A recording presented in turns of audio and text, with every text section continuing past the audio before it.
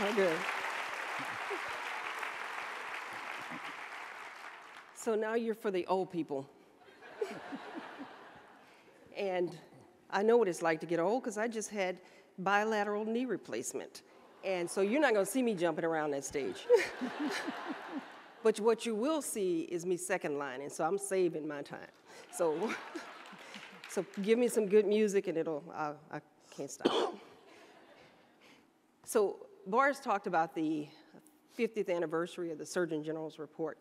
And we're all going to kind of tell you about some of our reports. But before I talk about mine, I want to mention that the fact that this is the 50th anniversary year, and we started out this year with all of us coming together here in New Orleans as a conference to kick that off.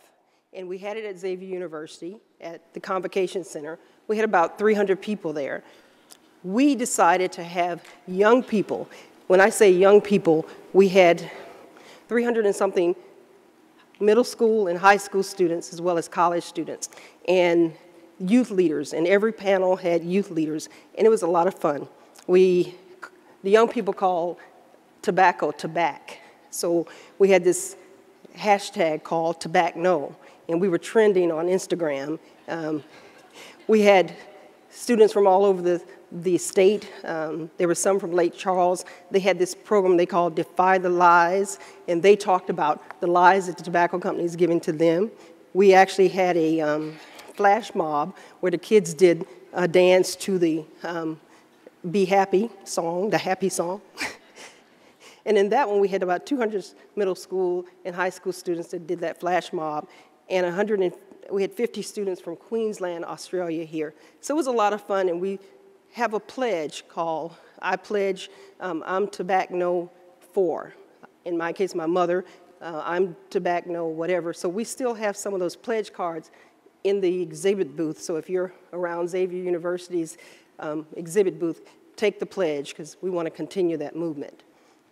It was indeed an honor to serve for 4 years as America's doctor.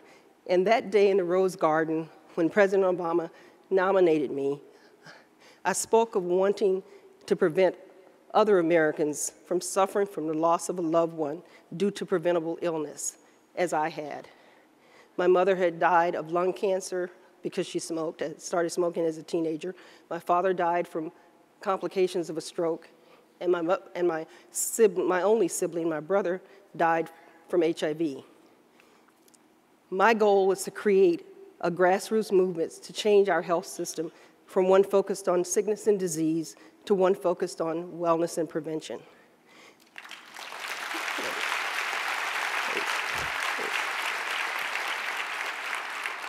And so with your help, I believe that movement was begun.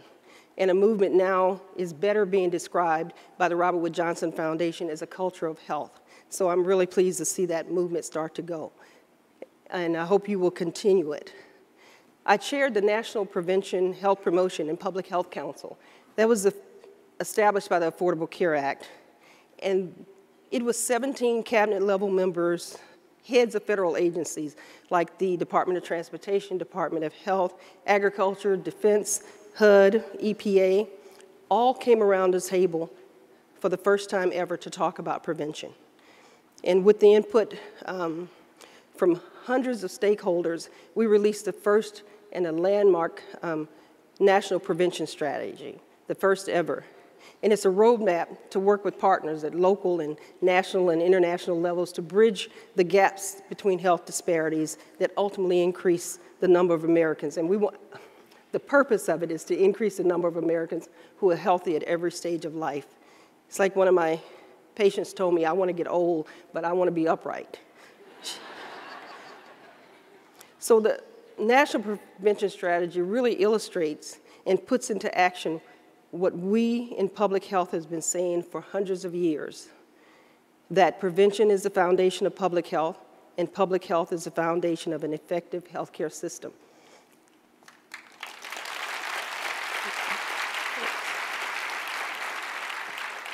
I had several other key reports and campaigns that kind of reinforced that prevention message.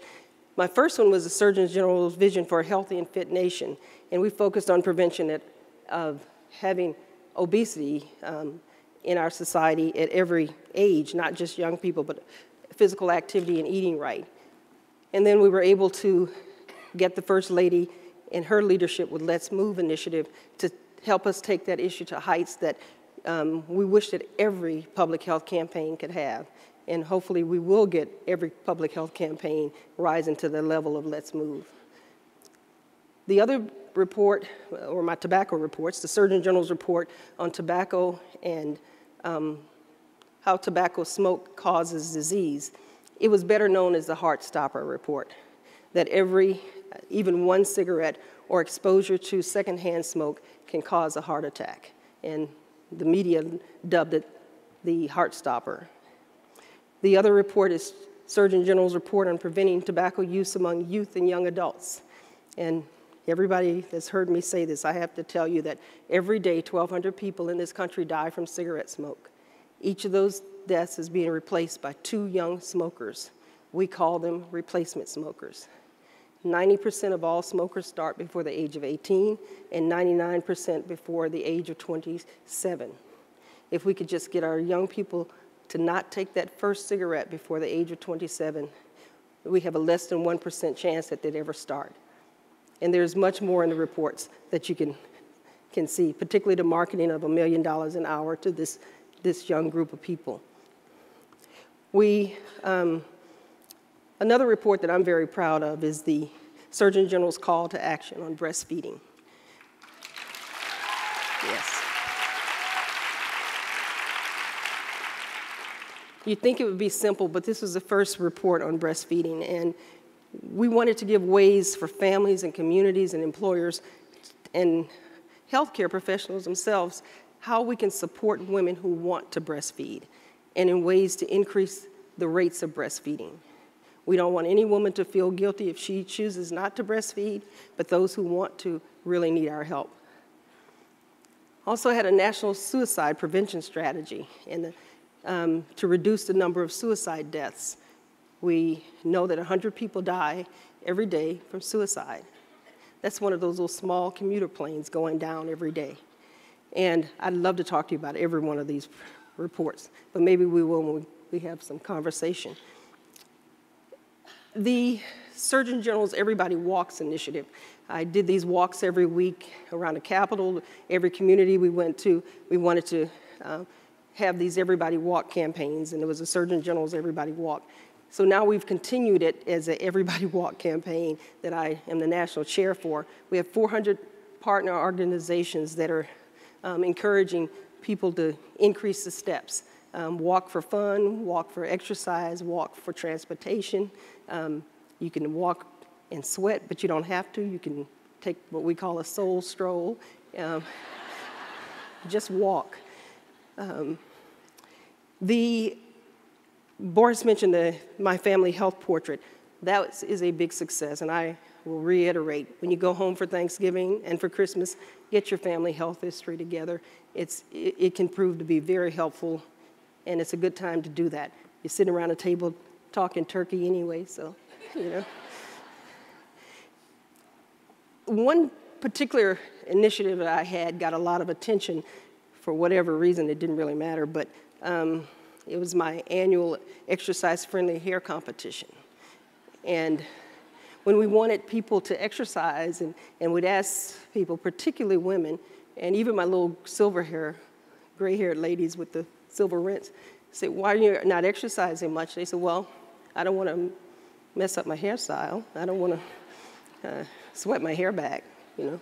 So we wanted to do something to remove that barrier, to make it easier for women to exercise. So we teamed up with the largest hair show in the country and got the hairstylists to be a part of our initiative and become ambassadors. And as they said, my clients see me more than they see their doctor, and they do. And so they got these exercise competitions, and it became pretty successful. And each year it got more and more. They would have teams and that sort of stuff.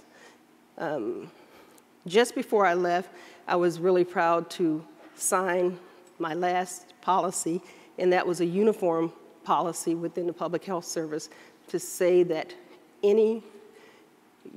officer in uniform could not smoke. You can't smoke in your uniform.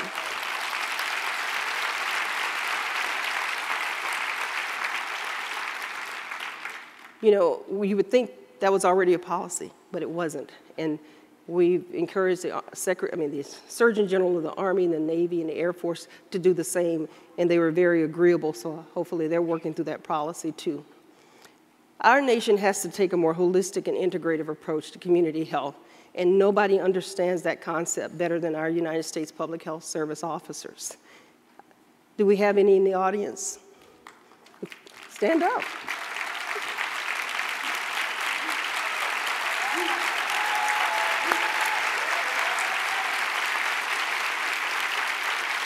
Thank you.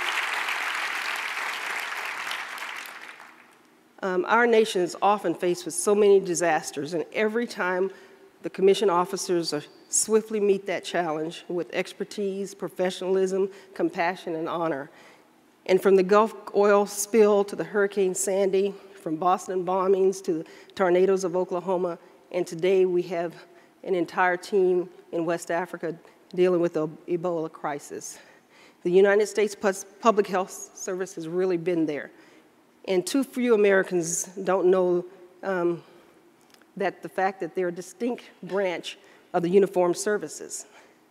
Just like the Air Force protects our skies and the Navy protects our shores, the Public Health Service protects the public's health. And so I was very proud to serve as their leader through some very difficult times. So thank all the officers. Many of them are out right now taking care of crisis. But when I left the office of the Surgeon General, I was confident that we had paved a path for a healthier nation with a much stronger focus on wellness and prevention. And I was confident that my deputy, Rear Admiral Boris Lushniak, could carry on as acting Surgeon General as long as needed. So thank you, Boris.